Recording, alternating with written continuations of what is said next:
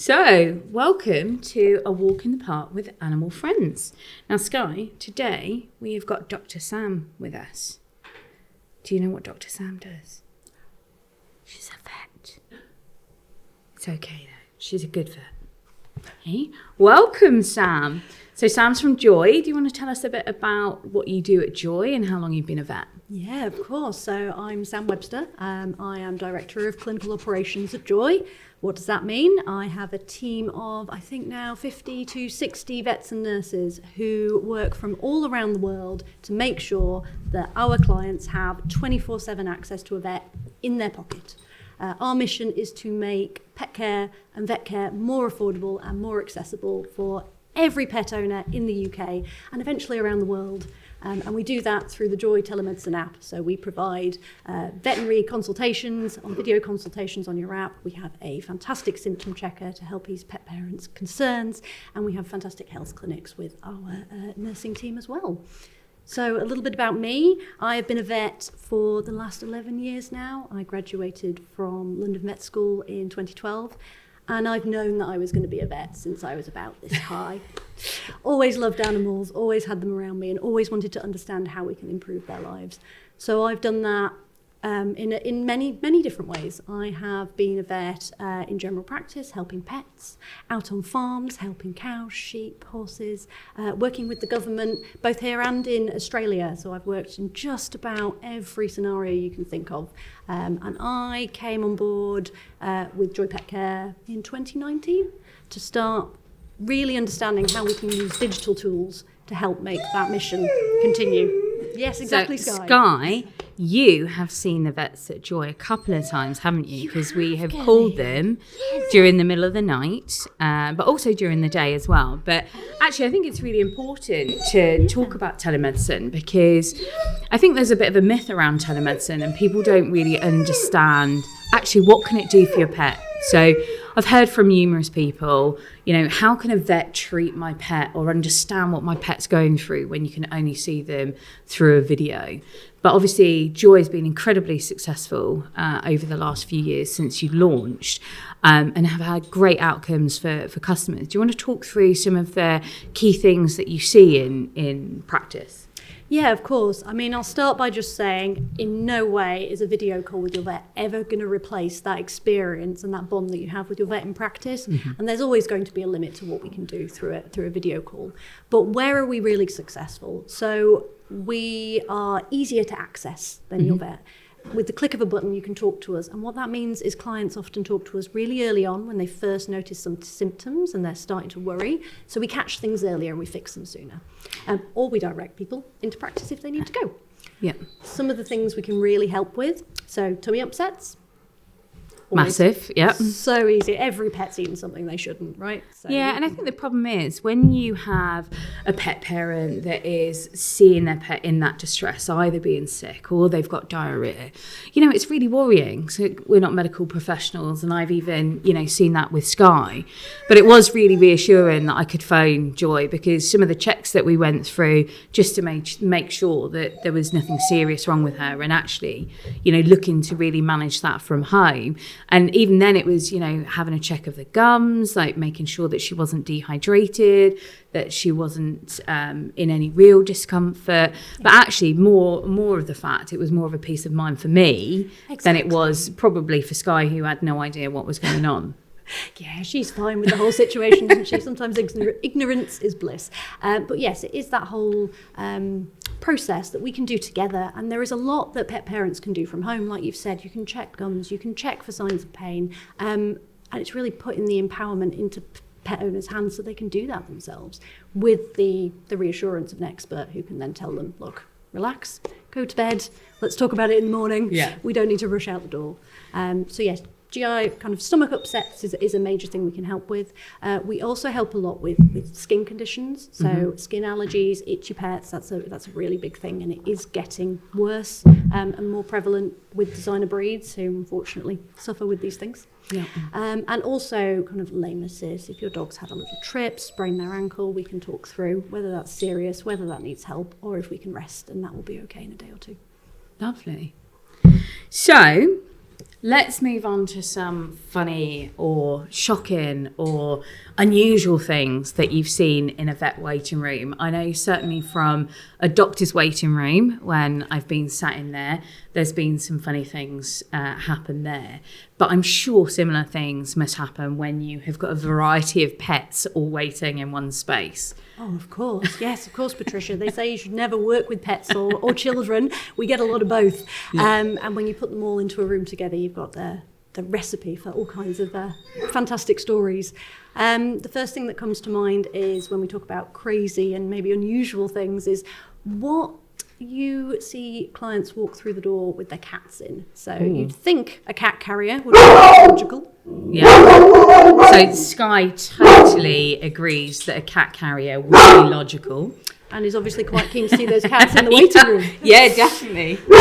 But not all cats will go in those carriers, and not all clients have one at hand at the right time. Yeah. So sometimes we've seen such weird and wonderful things as a carrier bag with a cat in. Yeah. We've had washing baskets with the lid held washing on. basket. Yeah, the cat was not very keen to stay in there. I can imagine. Zipped up duffel bags. We've had some people that walk in the door with their cat just in their hands, which is always a recipe for disaster. Yeah. So yes, if there's one thing that I would love to talk to cat owners about, it's please bring your cat in a box so they're nice and safe and not too stressed, guys. Yeah, I remember coming home from school one day. So when I grew up, we had 2 half Siamese cats. So they were pure black but had the Siamese nature. Beautiful. And my dad was trying desperately to get these 2 cats into one basket to take them to the vet. And I came home and he's literally pouring with sweat and he's out of breath. And I'm like, geez, Dad, what's going on? And he's like, I can't for the life of me get these 2 cats in the basket at the same time, because every time he caught one and put it in and then went and got the other one, the other one would jump out. So he's tried this about 5 or 6 times and he's like, I've been running all over the house, I just can't do it. So when I came in, I was like, first off, Dad, let's close the door. So we're containing them in one room, right? It'd be much easier. So we managed to get them both in. But the moral of the story after that was have 2 boxes. Yes. Right, totally. So 2 carry cages so that we didn't ever have to go through that again, because they were little escape artists. I think the logic that crosses your mind is one box, easier to deal with.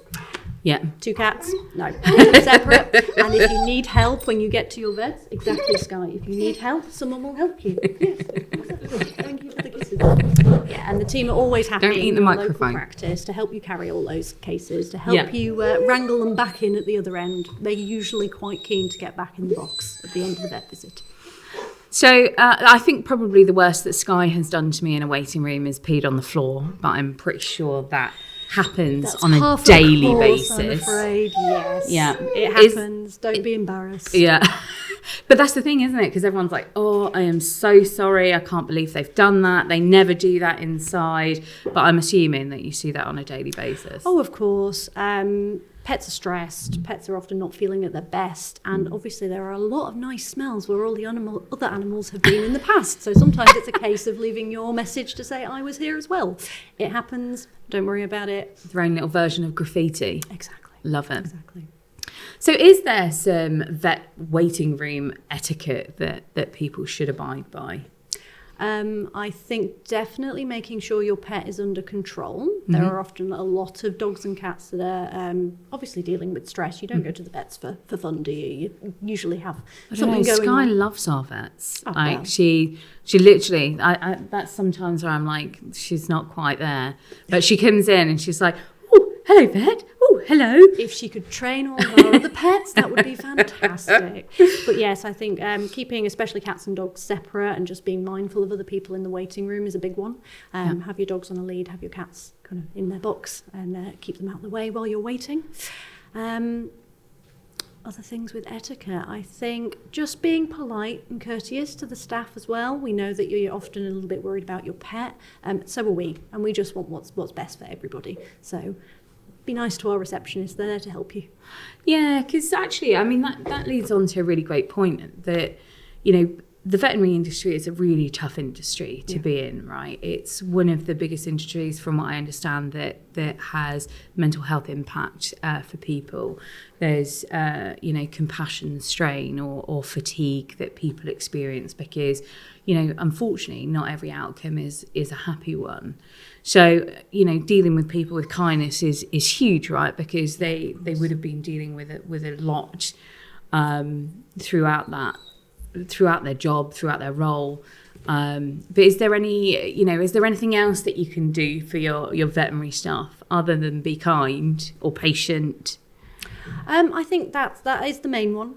And I think just be aware that often there are delays. Obviously, the practices, particularly in the last few years, are very busy. They're dealing with a high demand as people have bought pets through the pandemic. Yep. And actually, we're struggling for staff levels at the moment. So just be patient. And I think be aware that if for any reason you are delayed, there's likely an emergency with someone else's pet. And just think, if that were my pet, I'd want that kind of attention and care and priority for my pet at that time. Yeah. So just be patient and bear in mind someone somewhere is being looked after. Yeah. And actually, that's one of the great reasons that telemedicine's come about, right? Yeah. So it's like a triage for pets. Exactly. To be able to help reduce the strain in practice and make sure that, those cases that are urgent and that do need to be seen straight away, they do have the time, space and availability to be able to do that. Yeah, of course. So our aim is to kind of filter out the unnecessary work for those practices, take away that kind of unnecessary caseload, like we've talked about, those upset tummies, and then make sure that those people that really do need to be through the door and prioritised are. We've had cases where we flagged emergencies in the middle of the night that pet owners were going to leave for maybe a day or two, and by sending them in and making sure they get that care at the right time, we're really improving those pets' kind of welfare and their health and making sure they're not in pain. So yeah, because I think from some of the research that we were doing, there's around between 70 and 80% of GI cases, or the vomiting and diarrhea, are successfully treated at home with no other intervention or having to go into the vet. Yeah, so the main way that we treat upset tummies is with diet and with probiotics. There's no need for any prescription medication, any antibiotics, unless there is a specific problem going on. And most of these cases are viral or something that your pet probably shouldn't have picked up off the floor and eaten. Yeah. So we can do that without you needing to walk through a door. If we do notice that there is kind of significant dehydration or signs of pain, then that's a different story. But like you said, around 70 to 75% of these cases do not need to walk through your vet's practice door. Fabulous. So there must be a huge amount of things that people are too embarrassed to ask their vet about.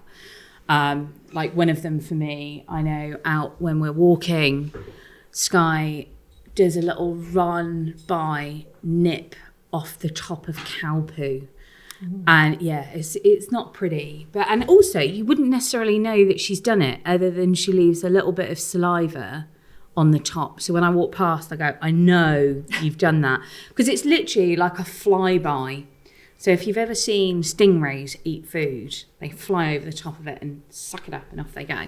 She's a bit like that. So I think of it like taking the top off an ice cream cone. But why do dogs do things like that? Why do they eat poo? So many different reasons. Often we're never going to get to the bottom of it. She might just be a little bit disgusting because it smells so good. And for dogs, these things do smell great. Like it's like us smelling an ice cream or a really good lasagna or whatever it is that floats your boat. Yeah. Sometimes it's because their diet isn't 100% correct and they're looking for nutrients that they can find in greenery, in what cows have passed. Yeah. But more often than not, it's either a little bit of a behaviour thing or just it smells good to them. It tastes good. But it's not a stupid question. It's a question you want to know an answer to. And there are no stupid questions in a vet practice because you need to know. And if you don't ask, you won't. So what are some more of the unusual ones that you've heard from people? Gosh, so many different things. Human health conditions. People asking us if they should see a GP or if maybe we can fix their problems. Oh, wow. Yes. We will refer you straight to your doctor. We are, full disclaimer, we are not trained in human medicine. We do a lot of species, but not people. But yes, there are sometimes cases where your pet might have a problem and you might have the same problem. You can share things backwards and forwards sometimes. We can treat your pet. Please see your doctor for yourself. Yeah.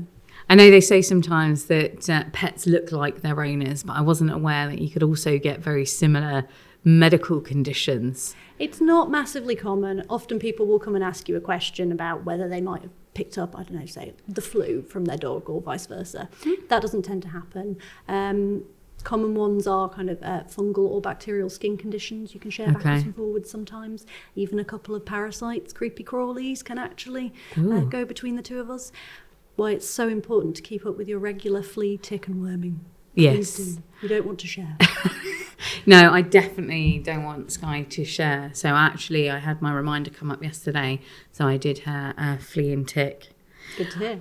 Anything else that you can think of that was really unusual from a request from a customer or questions that you've heard about? Unusual requests. We've had some unusual species walk through the door. I think every vet, we predominantly, as small animal vets, we mostly deal with dogs and cats, but then you get your smaller furry pets, your pocket pets, so everything from a rabbit down to a hamster.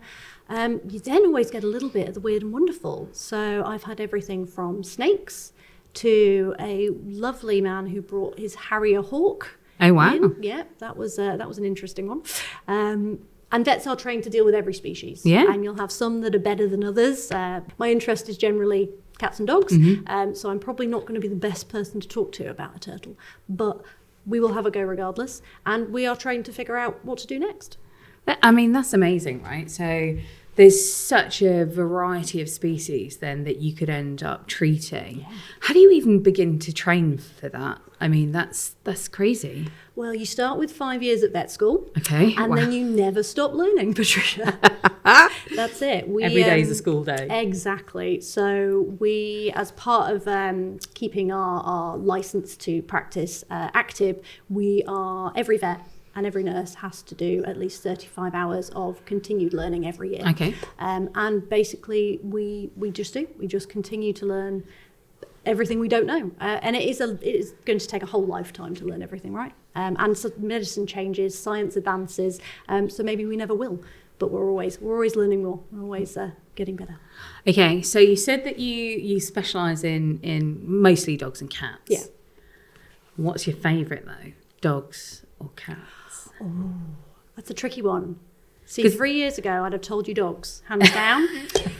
But then the pandemic hit and we were in lockdown and we rescued a cat. Ooh. And now I'm on the fence. I do love them both.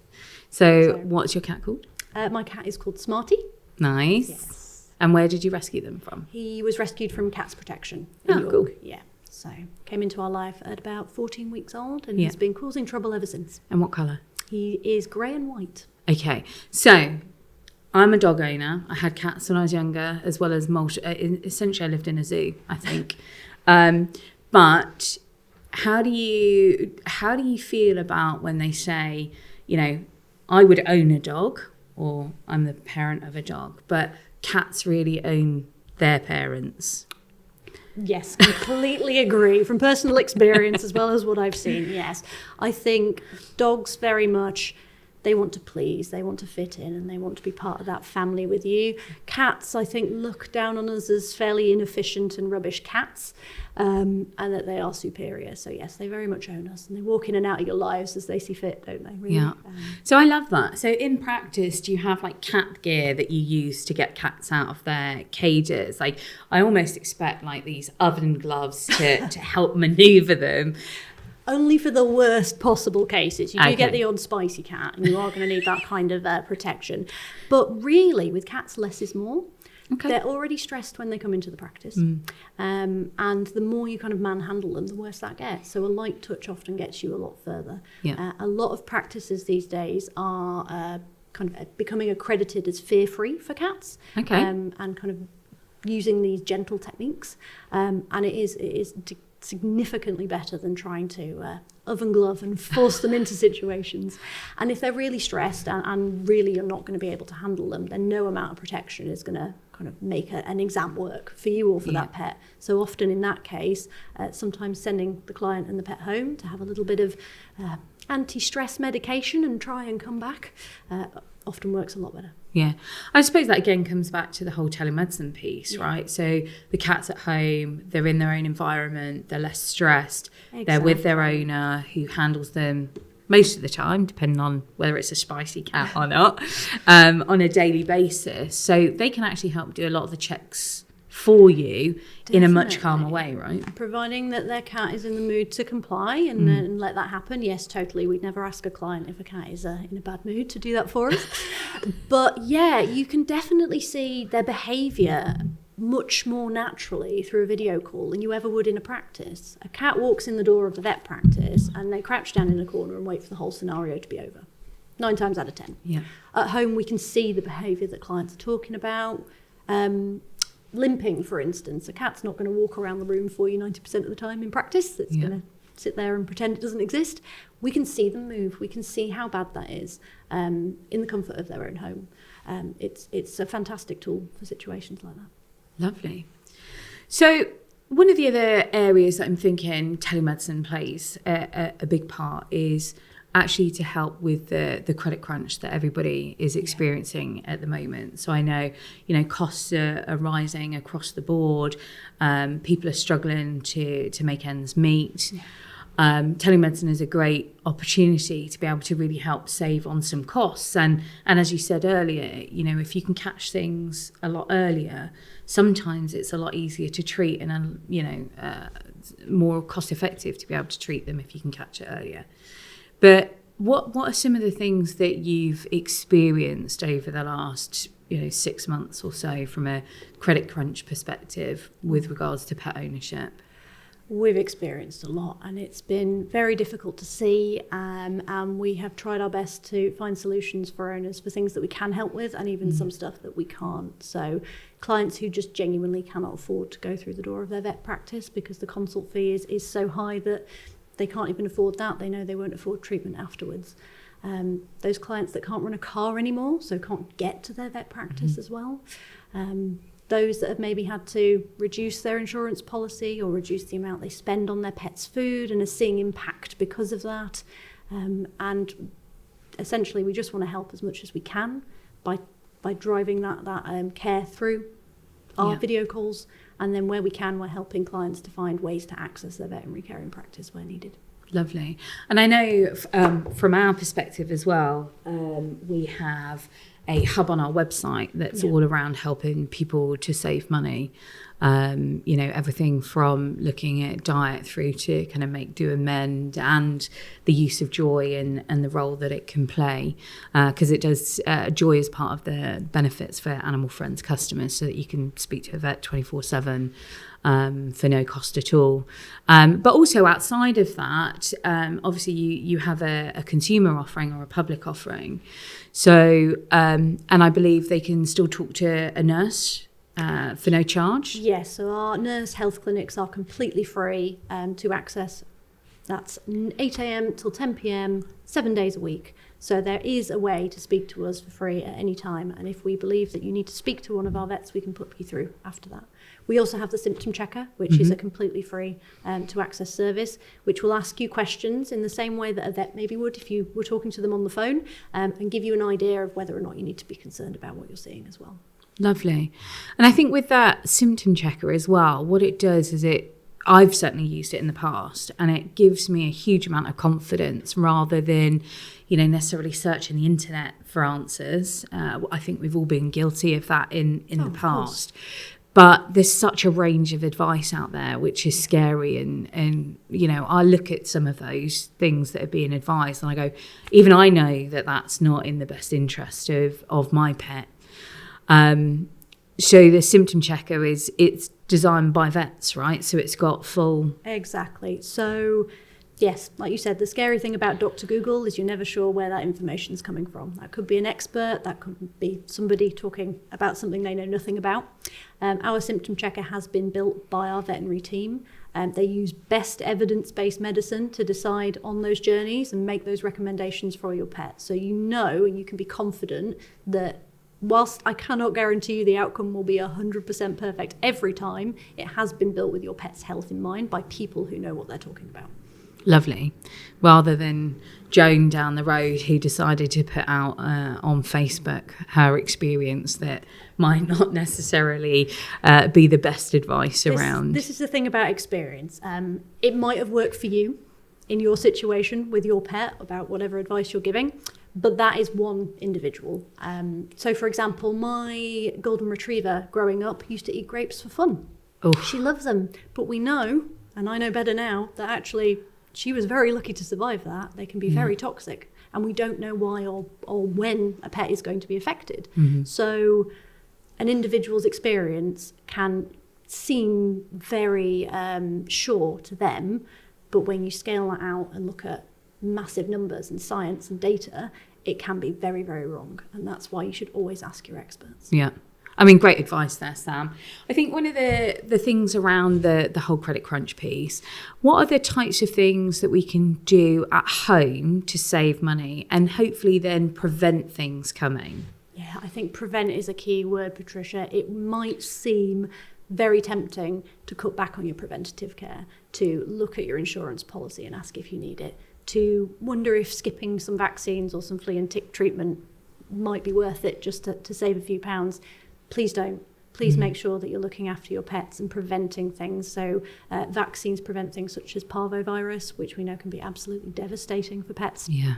Fleas and ticks can carry really nasty bugs that cause terribly severe infections. We don't want to go down that route. I think we touched on earlier looking at your diet. So there are so many different diets out there for dogs and cats on the market.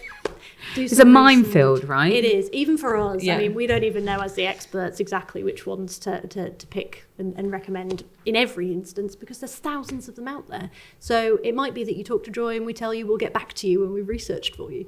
But there's such a scale from absolutely not great to feed to the absolute gold standard. Move the dial a little bit if needed. Okay.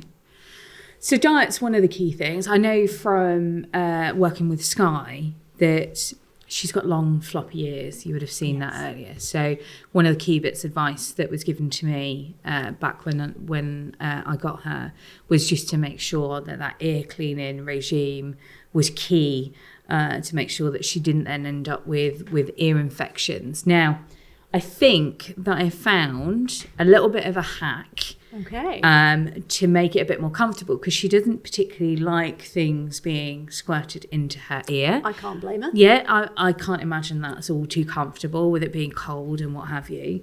But I have found what looks like little finger puppets. Ah, yes. Which allow me to gently clean out her ears with minimal discomfort. But is that really a good hack? Does it still do the same job? So yeah, just really a question. I've got some with me, and I don't know if Skye's going to play ball at the moment. Hello, baby. Hey. Chuck it over. Let's see. So I've got these, and where I was saying that they look a little bit like finger puppets, or as my daughter would call them, little finger ghosts. Don't ask me Fantastic. why. Skye, come here. Come here. You're not going to come here now, are you? Because you've seen it. She's seen it. Come here, baby. Oh, yeah, we might have to encourage you over. Thank you. Come here, bub. Sit. Okay, just a second. Right. So, we can just come in here. Just get... Oh, yes, I know. Oh, that feels it's good. Still a little bit cold. Where are you going? Where are you going? But she let you do it. She did let me do it. That was pretty tiny good. Good girl. As well, if I try to do the normal kind of liquid, she does start to fight it. And what I don't want it to be is end up being a really negative experience for her, because then when she sees that, you don't want that, you want this, don't you? When she sees the bottle come in or the towel come out, then she starts to get anxious. Yeah. Okay. Yeah, good girl. So for dogs who have very clean ears and you're up to date with their ear health, it will help to use the little finger ghosts. Yeah. I love that. I'm taking that one. What you won't be able to do with those, though, is get all the way down to the bottom of the ear canal. Okay. So the ear canal, if you think about Skye's floppy ear, it comes down into her head and then it goes at a complete right angle and goes this way. So you won't be able to get your finger around that corner. Okay. The liquid will get down there. And when you give her head a little rub afterwards and you hear all that lovely squishy noise, it's getting all the wax right down there as well. So for dogs that are prone to ear conditions, so floppy breeds like Skye, you might want to mix a little combination together and make sure that you can cut down on how often you're getting that goop in her ear, but you are still doing it every now and then. Okay, fab. So if I use the liquid every... How often do you clean her ears? So I clean her ears every 3-4 weeks. Okay. Yeah. So you could alternate between the two. So that you are doing a kind of squishy ear cleaner every 6 to 8 and then using the finger ghosts in between. Using the finger ghost. So I think another key thing around preventative healthcare is dental, right? Yes. So if dental health isn't great, I know that it can lead to a number of other conditions, which I don't think people really know about. No, so dental disease is one of the most common problems that we are presented with in veterinary practice, and it can lead to even just kind of dental issues you wouldn't think. You get gum disease, you get inflammation, it starts to hurt for your pets to eat, and then you get teeth that get wobbly and start to fall out. Yeah. Now that can lead to infections in their mouth. It can even lead to heart problems in really severe cases where the bacteria get in through the bloodstream in the gums and make their way through to the heart. So yes, there are a lot of problems that can come off the back of poor dental care. Start a good dental regime as early as you can with your puppies or your kittens and get them used to it. Loads of treats when they've let you get away with whatever it is you're doing to clean them. I know it seems counterintuitive, but if they've had their teeth brushed, a couple of biscuits as a reward, that's absolutely fine. Yeah. And then with the brushing, if it's not very... Sorry, my glamorous assistant is just going to pass in some products here. So there's a couple of different types here of how to, or what to use. So we've got like a traditional brush. Now, Skye's terrible with these things. Is she? So she likes to eat The toothbrush and the paste. Yep. Because she's like, oh, that tastes good, because it's not generally minty fresh. No, they tend to be meaty flavoured for pets, I think. Wouldn't want to try them myself, but they seem to love it. That's what we should do next time, Sam. We should get you to try the dental products before I give them to Skye. Gosh, no. I'm good. Skye, come here. Come. Sit. Ooh, what's this? What's this? Hey, come here. So is it just best to gum in? Oh, yeah. you've just had a drink Just as well, like that. Oh, yeah. Just like you would with yourself or Hey, your nice. kids. Try and get all the way down the back to those big teeth. And if she'll let you get on the kind of inside as well. I don't know why She's I'm too going, busy trying to eat. because you're not just gonna open up, are you? Good girl. Good girl. Oh yeah.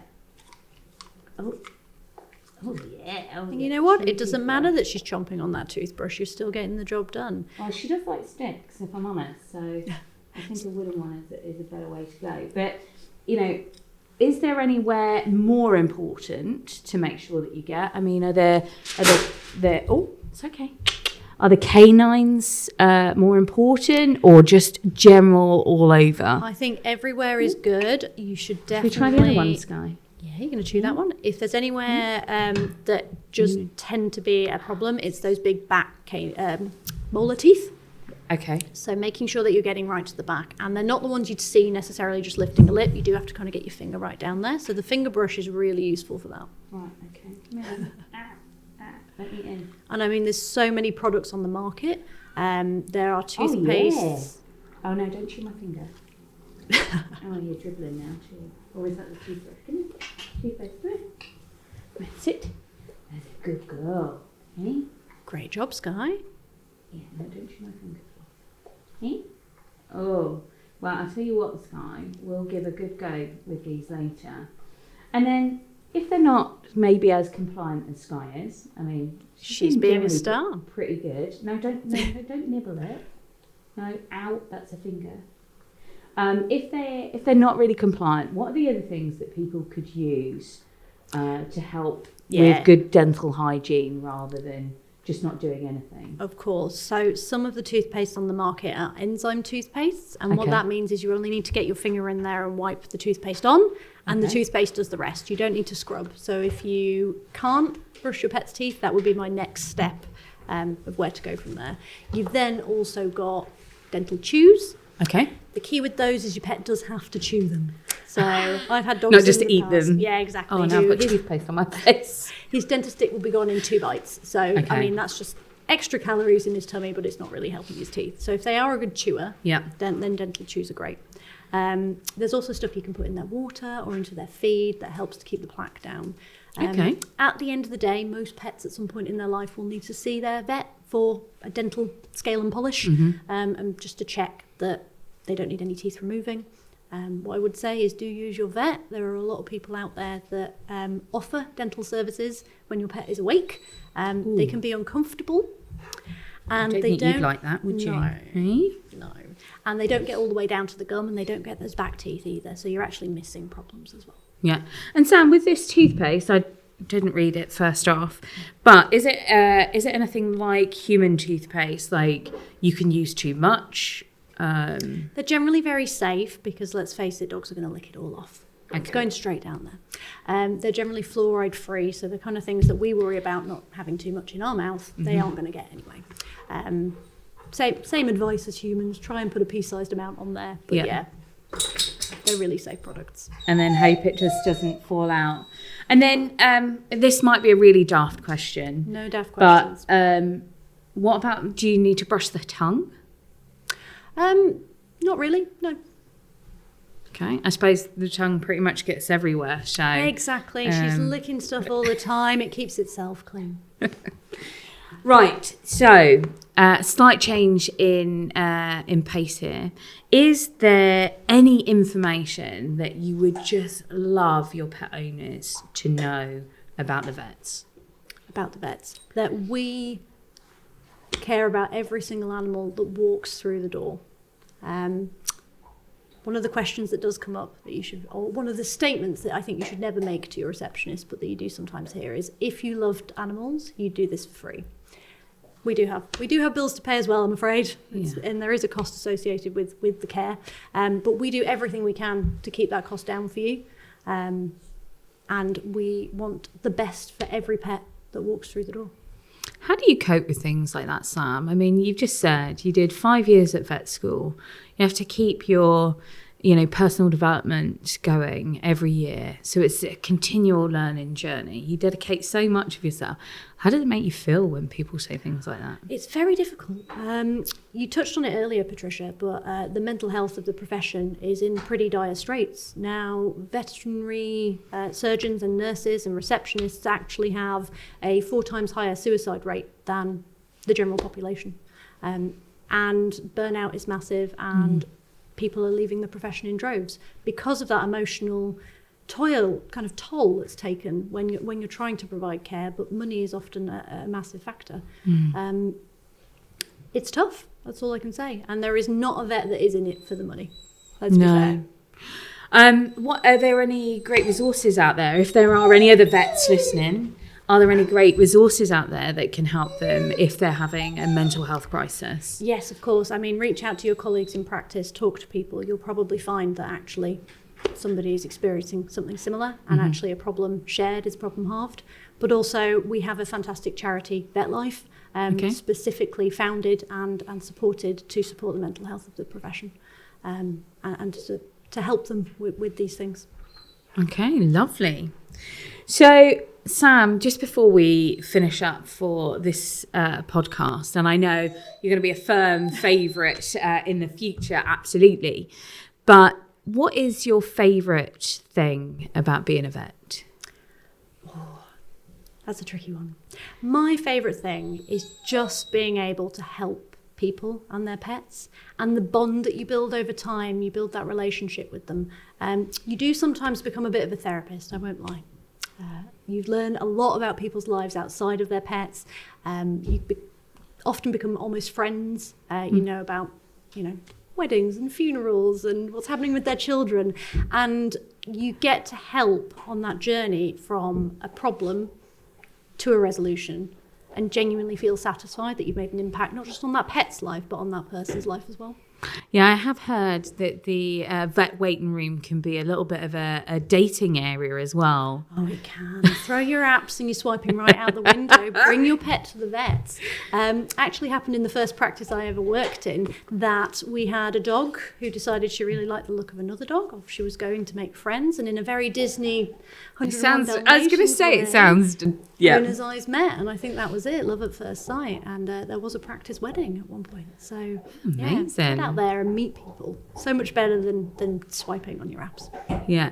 And is there anything that people can do to help prepare their pets coming into the vet?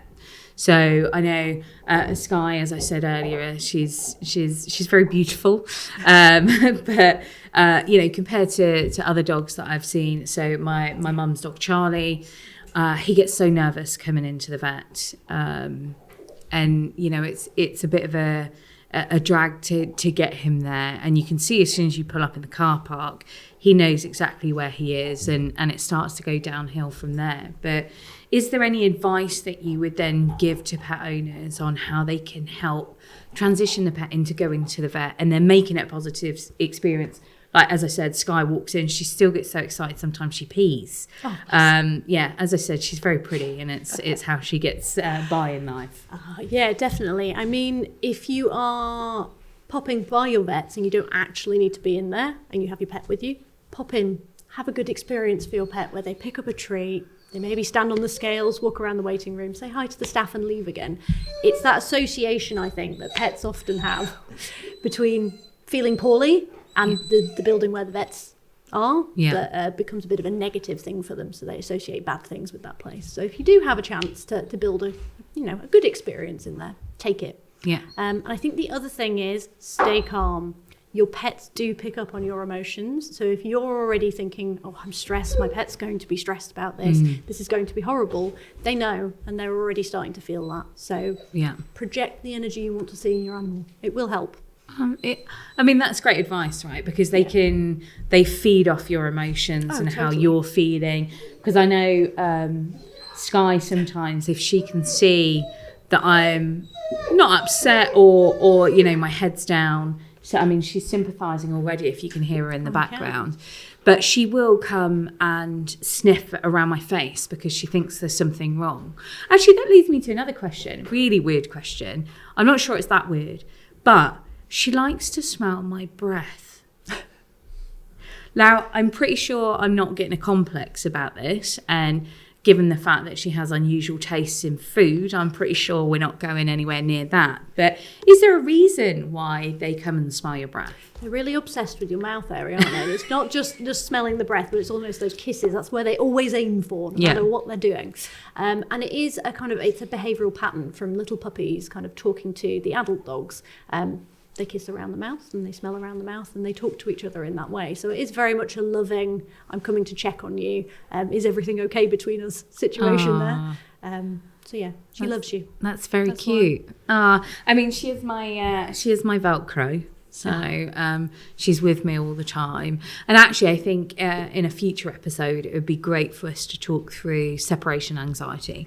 So Skye doesn't have separation anxiety, but I know since the pandemic, there's been quite a big uplift in the number of cases of separation anxiety. But I think we could probably do an entire episode around that. What does it look like and how do you help? So I think I'll save that for a future one. But I just want to say a massive thank you for coming in and talking to us today, Sam. We've covered so much great advice today around preventative, how you can help save on costs, how can you prepare your pet, understanding more about telemedicine and what it can do, and actually how can it help your traditional vet practice to triage those cases. And I think, one of the key things for me is very much around that, the sickness and diarrhea piece, because I always look at it as if I was feeling poorly in that way, the last thing I'd want to be doing is being dragged into a waiting room full of people or pets, and then increasing the stress levels and making that worse. So, huge amounts of advice today, and I really appreciate you coming in and spending the time with me and Skye. She is here somewhere, I promise. You've probably heard her in the background. I'm sure these mics have been picking up some of the squealing, but really love to see you today. Thank you so much. It's been a pleasure to talk to you, Patricia. And we'll see you again soon. Yeah, look forward to our next chat. Lovely. Thanks, Sam. Thanks.